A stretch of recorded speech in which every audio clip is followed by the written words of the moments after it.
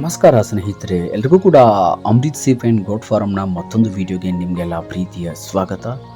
ನೋಡಿ ಸ್ನೇಹಿತರೆ, ನಿನ್ನೆ ದಿನ ನಾನು ಫೈನಲಿ ನನ್ನ ಶೆಡ್ಡಲ್ಲಿರುವ 40 ಮರಿಗಳ ಕೊಂಬನ್ನು ಕಿತ್ತಿ ಹಾಕಿದ್ದೀನಿ. ಸೊ ನೋಡ್ಬೋದು ಕೊಂಬ ಕಿತ್ತಿದ ನಂತರ ಮರಿಗಳು ಯಾವ ಥರ ಕಾಣಿಸ್ತಿದೆ ಅಂತ. ಇದಕ್ಕೆ ನಾನು ಕೊಂಬನ್ನು ಕಿತ್ತುವ ಪೂರ್ವದಲ್ಲಿ ಯಾವುದೇ ಥರನಾದ ಆಯಿಲ್ ಅಂದರೆ ಕೊಬ್ಬರಿ ಎಣ್ಣೆಯನ್ನು ಇನ್ನು ನಾನು 1 ದಿನನೋ 2 ದಿನನೋ ಮುಂಚಿತವಾಗಿ ಹಚ್ಚಿ ಇಟ್ಟು ಆಮೇಲೆ ಕೊಂಬು ಕಿತ್ತಬೇಕಂತ ಏನು ನಾನು ಮಾಡಿರಲಿಲ್ಲ. ಬಟ್ ನೇರವಾಗಿ ನಾನು ಕೊಂಬಣ್ಣೆ ಕಿತ್ತಿದ್ದೀನಿ. ನೋಡ್ಬೋದು ಮರಿಗಳು ಕೊಂಬಣ್ಣು ಕಿತ್ತುವ ಪೂರ್ವದಲ್ಲಿ ಈ ಥರ ಇತ್ತು ಮರಿಗಳು. ಬಟ್ ಈ ಮರಿಗಳು ನಾನು ಸಿಕ್ಕಾಪಟ್ಟೆ ಕಡೆ ಮರಿಗಳನ್ನ ವೀಕ್ಲಿ ತುಂಬ ಮರಿಗಳನ್ನ ಕೊಡ್ತೀನಿ. ಸುಮಾರು ಅಂದ್ರೆ ಒಂದು ವಾರ ಕಡಿಮೆ ಇಲ್ಲ ಒಂದು 60ರಿಂದ 70 ಮರಿಗಳನ್ನು ಕಮ್ಮಿ ಅಂದರೂ ಕೊಟ್ಟಿರ್ತೀನಿ. ನಾನು ಮಿಸ್ ಮಾಡಿರೋದೇ ಇಲ್ಲ.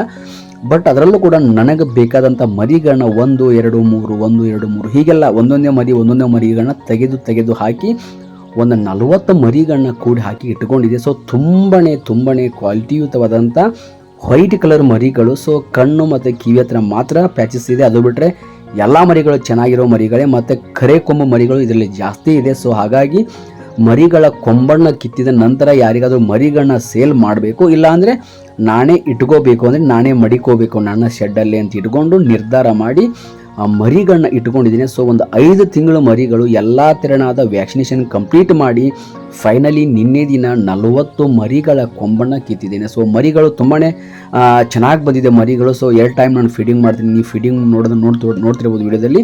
ಸೊ ನಾನು 4-5 ಥರದ ಕಾಳು ಜೊತೆಗೆ ಅದಕ್ಕೆ ಹತ್ತಿ ಹಿಂಡೆ ಅದನ್ನು ಮಿಕ್ಸ್ ಮಾಡಿ ನಾನು ಮರಿಗಳನ್ನ ಕೊಡ್ತೀನಿ. ಸೊ ಮರಿಗಳು ತುಂಬಾ ಗಟ್ಟಿ ಬಂದಿದೆ. ಮತ್ತು ಅದ್ರ ಜೊತೆಗೆ ಪ್ಲಸ್ ಪಾಯಿಂಟ್ ಅಂದರೆ ನಾನು ಕುಡಿಯೋದಕ್ಕೆ ಸಾಕಷ್ಟು ಪ್ರಮಾಣದಲ್ಲಿ ನೀರನ್ನು ಕೊಡ್ತೀನಿ ಕುಡಿಯೋದಕ್ಕೆ. ಅದ್ರ ಜೊತೆಗೆ ನೀರಲ್ಲಿ ನಾನು ಶೇಂಗಾ ಹಿಂಡಿ, ಬಿಳಿಜೋಳದ ಹಿಟ್ಟು ಮತ್ತು ಹುರುಳೆ ಹಿಟ್ಟು, ಅದು ಬಿಟ್ಟರೆ ಮತ್ತು ಹೆಸರು ಬೇಳೆ ಹಿಟ್ಟು ಅಂತ ಬರುತ್ತೆ, ಅದನ್ನು ನಾನು ಮಿಶ್ರಣ ಮಾಡಿ ಉಪ್ಪು ಹಾಕಿ ಮರಿಗಳನ್ನ ನೀರು ಕೊಡಿಸ್ತೇನೆ. ಸೊ ಹಾಗಾಗಿ ಮರಿಗಳು ನನ್ನ ಹತ್ರ ತುಂಬಾ ನೀಟಾಗಿ ಬರುತ್ತೆ. ಇದೇ ನನ್ನ ಪ್ಲಸ್ ಪಾಯಿಂಟು. ಸೊ ನಾನು ಏನು ಮಾಡೋದೆಲ್ಲ ಹೀಗೆ ಯಾವಾಗಲೂ. ಸೊ 8 ವರ್ಷಗಳಿಂದ ಇದು ನಾನು ನಿರಂತರವಾಗಿ ಮಾಡ್ಕೊಂಡು ಬಂದಿರೋ ಪದ್ಧತಿ. ಸೊ ಆ ಪದ್ಧತಿಯಲ್ಲಿ ನಾನು ಯಾವುದೇ ಥರನಾದ ವ್ಯತ್ಯಾಸವನ್ನು ಮಾಡ್ದೇ ಮರಿಗಳನ್ನ ನೀಟಾಗಿ ನೋಡ್ಕೋತೀನಿ. ಸೊ ಹಾಗಾಗಿ ಮರಿಗಳು ತುಂಬಾ ಚೆನ್ನಾಗಿ ಬರುತ್ತೆ ನನ್ನ ಹತ್ರ ಮರಿಗಳು. ಹಾಗಾಗಿ ಮರಿಗಳನ್ನ ಕೊಂಬು ಕಿತ್ತಬೇಕು ಅಂದ್ಕೊಂಡು ಮೊನ್ನೆಯಿಂದನೇ ಯೋಚನೆ ಮಾಡ್ತೆ. ಬಟ್ ನಿನ್ನೆ ದಿನ ನಾನು ಫೈನಲಿ ಕಿತ್ಬಿಟ್ಟೆ. ಯಾಕಂದರೆ ಈ ಥರ ಕೊಂಬು ಕಿತ್ತೋದ್ರಿಂದ ಏನು ಪ್ಲಸ್ ಪಾಯಿಂಟ್, ಅವುಗಳಿಗೆ ಮರಿಗಳಿಗೆ ತುಂಬ ರಕ್ತ ಬರುತ್ತೆ, ಮರಿಗಳು ವೀಕ್ ಆಗುತ್ತೆ, ಮರಿಗಳು ಏನೂ ತಿನ್ನೋದಿಲ್ಲ ಅಂತ ತುಂಬ ಜನ ಅಂದ್ಕೊಂಡಿರ್ತೀರ. ತುಂಬ ಜನ ಇದೇ ರೀತಿ ಥಿಂಕ್ ಮಾಡಿ ಅಥವಾ ಕೊಂಬಣ್ಣ ಕಿತ್ತೋಕೆ ಬರದೇ ಇರುವಂಥ ಕಾರಣಕ್ಕೆ ಸುಮಾರು ಜನ ಮರಿಗಳ ಕೊಂಬಣ್ಣ ಕಿತ್ತದೆ ಹಾಗೆ ಬಿಟ್ಟಿದ್ರೆ. ಅದಕ್ಕೆ ನಾನಾ ಥರದ ಕಾರಣಗಳಿರ್ಬೋದು. ಅದಕ್ಕೆ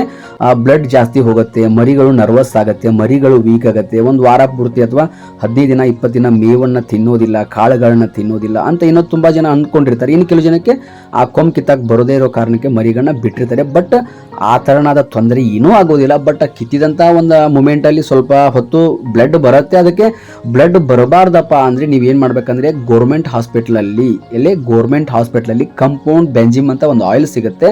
ಅದನ್ನು ಕೊಂಬಣ್ಣ ರಿಮೂವ್ ಮಾಡಿದ ಸೆಕೆಂಡಲ್ಲಿ ಆ ಮರಿ ಕೊಂಬ ಮೇಲೆ ಅದನ್ನ ಬಿಟ್ಬಿಟ್ರೆ ಬ್ಲಡ್ ಎಷ್ಟು ಒಂದು ಹನಿ ಕೂಡ ಬ್ಲಡ್ ಬರೋದಿಲ್ಲ. ಬಟ್ ಆಮೇಲೆ ನೀವು ಅದಕ್ಕೆ ಈ ಥರ ಬೂದಿನೋ ಅಥವಾ ಕೆಲವು ಕಡೆ ಇದು ಸಿಗುತ್ತೆ, ಏನಪ್ಪ ಅಂದರೆ ಸುರ್ಮಾ ಅಂತ ಸಿಗುತ್ತೆ. ಸುರ್ಮಾ ಅಂದರೆ ನಮ್ಮ ಕಡೆ ಸಿಗುತ್ತೆ, ಅದು ಕಾರುಣಿವೆಯಲ್ಲಿ ಎತ್ತಿಗೆ ದನಕ್ಕೆ ಅದನ್ನು ಹಚ್ತಾರೆ, ಅದು ಸುರ್ಮಾ ಅಂತ ಸಿಗುತ್ತೆ, ಅದನ್ನು ಹಚ್ತಾರೆ. ಇನ್ನು ಕೆಲವೊಬ್ಬರು ಅರಸಿನದ ಪುಡಿಯನ್ನು ಈ ಥರ ಕೊಂಬ ಮೇಲೆ ರಕ್ತ ಬರುತ್ತಲ್ಲ ಆ ಟೈಮಲ್ಲಿ ನೀಟಾಗಿ ಹಚ್ಚಿ ಮರಿಗಳನ್ನ ಹಾಗೆ ಬಿಟ್ಬಿಡ್ತಾರೆ.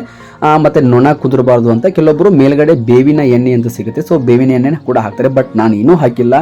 ನೇರವಾಗಿ ನಾನು ಆ ಕಂಪೌಂಡ್ ಬೆಂಜಿಮನ್ನು ಬಿಟ್ಟು ಮೇಲೆ ಈ ಸುರ್ಮಾವನ್ನು ಹಚ್ಚಿದ್ದೀನಿ. ಮರಿಗಳು ಗಮನಿಸ್ಬೋದು, ಮರಿಗಳು ತುಂಬಾ ಗಲೀಜು ಕಾಣಿಸ್ತಿದೆ. ಯಾಕಂದರೆ ಮರಿಗಳ ಬ್ಲಡ್ಡು ಅಲ್ಲಲ್ಲಿ ಹೋಗಿ ಮತ್ತು ಇಲ್ಲಿ ನಾನು ಶೆಡ್ಡಲ್ಲಿ ಯಾಂಗಲ್ ಹಾಕಿದ್ದೀನಿ ನಾನು. ಸೊ ಹಾಗಾಗಿ ಮರಿಗಳು ಆ ಕೊಂಬಣ್ಣ ಅದಕ್ಕೆ ಬಡಿಸ್ಕೊಳ್ಳೋದ್ರಿಂದ ರಕ್ತ ಕೂಡ ಬರ್ತಿರುತ್ತೆ ಆವಾಗ. ಸೊ ನಾನು ಅಲ್ಲೇ ಕೂತ್ಕೊಂಡು ನೋಡಿಕೊಂಡು ಮರಿಗಳನ್ನ ಈ ಥರ ಬ್ಲಡ್ ಬರ್ದಿರೋ ಥರ ನೋಡಿಕೊಂಡು ಟ್ರೈ ಮಾಡ್ಕೊಂಡೆ ಅವಕ್ಕೆ ಈ ಥರ ಅದನ್ನು ಪುಡಿನ ನಾನು ಹಾಕ್ತಿರ್ತೀನಿ. ಬಟ್ ಆದರೂ ಕೂಡ ಮರಿಗಳಿಗೆ ರಕ್ತ ಬರುತ್ತಿರುತ್ತೆ. ಸೊ ಏನೂ ಮಾಡೋಕ್ಕಾಗಲ್ಲ. ಬಟ್ ಅದೆಲ್ಲ ನಡೆಯೋದೆ. ಬಟ್ ಒಂದು 4 ದಿನ ತುಂಬ ಕಷ್ಟ ಆಗುತ್ತೆ. ಆಮೇಲೆ ಮರಿಗಳು ಸಲೀಸಾಗಿ ಈ ಥರ ಮಾಡುತ್ತೆ. ಬಟ್ ನೋಡ್ಬೋದು ನನ್ನ ಮರಿಗಳು ಕೊಂಬು ಕಿತ್ತಿದ ನಂತರ ನನ್ನ ಮರಿಗಳು ತುಂಬ ಗಟ್ಟಿರೋ ಕಾಳುಗಳನ್ನ ತಿಂತಿದೆ. ಒಂದು 4ರಿಂದ 5 ಥರ ಅದರೊಳಗೆ ನಾನು ಮಿಶ್ರಣ ಮಾಡಿದ್ದೇನೆ. ಸೊ ಅದನ್ನೇ ತಿಂದಿದೆ ಮರಿಗಳು ನೀಟಾಗಿ. ಬಟ್ ಆ ಥರ ಏನಿಲ್ಲ. ಬಟ್ ಮರಿಗಳು ನಾನು ನೋಡಿರೋ ಪ್ರಕಾರ ಮರಿಗಳು ಆ ಥರ ನರ್ವಸ್ ಏನಾಗಿಲ್ಲ. ಬಟ್ ಮರಿಗಳು ಬೇಗ ಎದ್ದು ಬಂದು ತಿನ್ನೋದಿಲ್ಲ. ಈಗ ನಾನು ಇನ್ನೊಂದು ಹಾಕೋ ಟೈಮಲ್ಲಿ ಮರಿಗಳು ಬೇಗ ಬಂದುಬಿಡುತ್ತೆ ತಿನ್ನೋದಕ್ಕೆ ಎದ್ಕೊಂಡು. ಬಟ್ ಈಗ ಮರಿಗಳು ಸ್ವಲ್ಪ ಡೌನ್ ಆಗಿದೆ. ಬಟ್ ಒಂದು ವಾರ ಹಿಂಗೆ ಇರುತ್ತೆ. ಸೊ ಯಾರಿಗಾದರೂ ಇದು ಕೊಂಬು ಕಿತ್ತಿದ ಮರಿಗಳು ಬೇಕಾದರೆ ನನಗೆ ಕಾಲ್ ಮಾಡ್ಬೋದು. ಈ ಮರಿಗಳನ್ನ ನಾನು ನಿಮಗೆ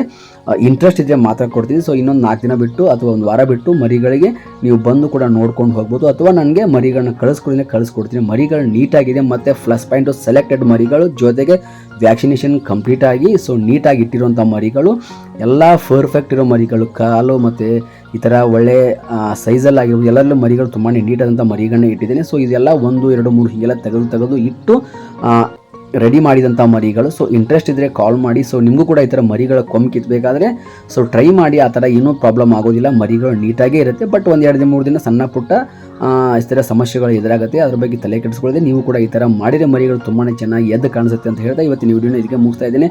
ಥ್ಯಾಂಕ್ ಯು ವೆರಿ ಮಚ್. ನಮಸ್ಕಾರ.